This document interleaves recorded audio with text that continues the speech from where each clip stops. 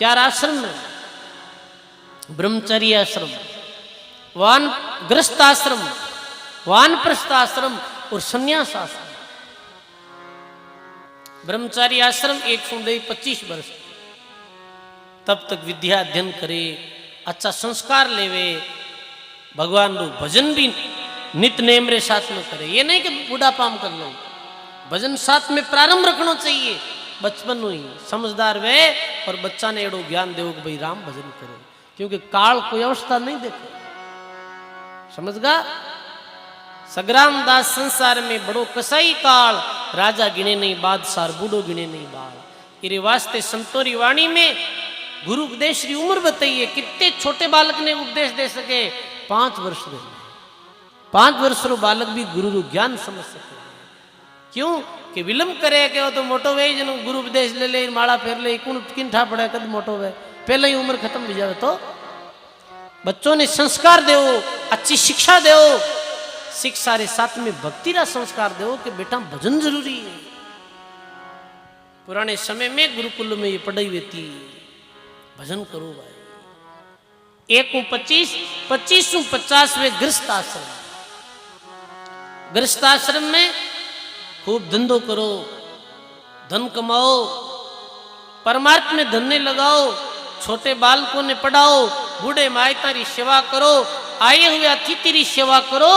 इतने काम करते हुए भी समय निकाल भगवान रो भजन करो।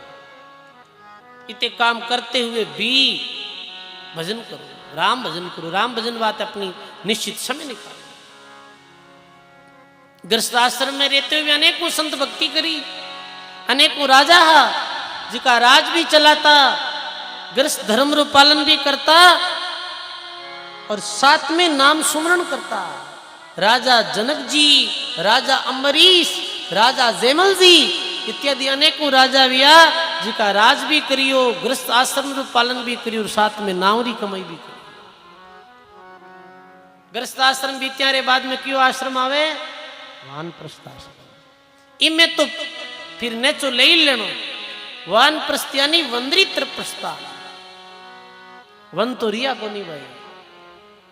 वन रो अर्थ एकांतवास, ज्यादा ज्यादा एकांत में रहे, अपना बेटा पोता ने चाबियां हुक देवे, ओलो भाई मैं तो मारो कर लियो, अब बदाओ तो ही थे और घटाओ तो ही थे, मन ठाकुर नहीं, अब मैं नहीं जानू, बस मारो वानप्रस्थ आश्रम आएगो थे जानो और थारो काम जानो। फिर बाद में आदमी यदि जोरावरी करे, मारे पूछे बिना वो काम की कर लियो और मन कहीं जानो को नहीं, कहीं पूरी चाबियां मारकंद रेणी जोई जेर थाने कहीं ठा है तो गेला पड़ो है ठा तो इन्हें पढ़नी जी की पड़ गई, अब थे थारी ठा कर लो। ये बात 50 वर्ष बाद में बड़ी भक्ति शेषड़ा रहा उमेश जी कोट साहब 50 वर्ष रहा हुआ, नौकरी छोड़ी, मेरे पुत्र परिवार बड़े भक्त है। बेके महाराज 20 दिन रे बाद में पिताजी आज तक कभी हिसाब किताब नहीं पूछो। और पुराने समय में यही वे तो 50 वर्ष की आयु वेती अपने पुत्रों ने सुन देता, एकांत में आपने निवास करता, भगवान को भजन करता। बालक आता सलाह पूछता तो जरूर देता सलाह कि भाई माँ तो यूं करता नहीं यो हो, अब तुम थार देख ले ओ काम पूछ ले तो पुत्र ने सलाह दे दे। ये वानप्रस्थ आश्रम में रहने वालों का कायदो है। पर वानप्रस्थ आश्रम में लोग दुखी है। दुखी क्यों है कि खुद रे हवा दुखी है। बेटा बिंदनिया माते मालिक बनियोड़ा रहनी चाहे, मैंने अपने खुद रे ऑर्डर में मैंने काम करानी चाहे, कौन वे लो काम भाई काम बिगड़े लो हमें फसको ला के बिंदनिया फोरी गलती थारी है, ध्यान रख लो। वानप्रस्थ आश्रम वंद्रित्र प्रस्थान और चौथो आश्रम सन्यास। सन्यास में तो फिर ऐडी अवस्था है कि कबीर वांदिस जाविए जहां अपना नहीं है कोई और माटी भके जिनावरान मरिया रोवे नहीं कोई।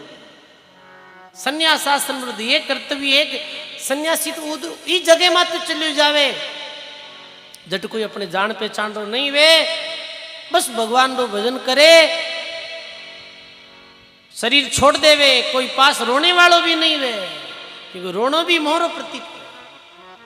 और मट्टी ने जीव जिनौर खावे और कल्याण हो। ये संन्यास आश्रम रो ये कर्तव्य है, पर समय परिस्थिति ने देखते हुए घर भी रहे आप एकदम संन्यास्त्री भांति रहे भजन करो, यही सार।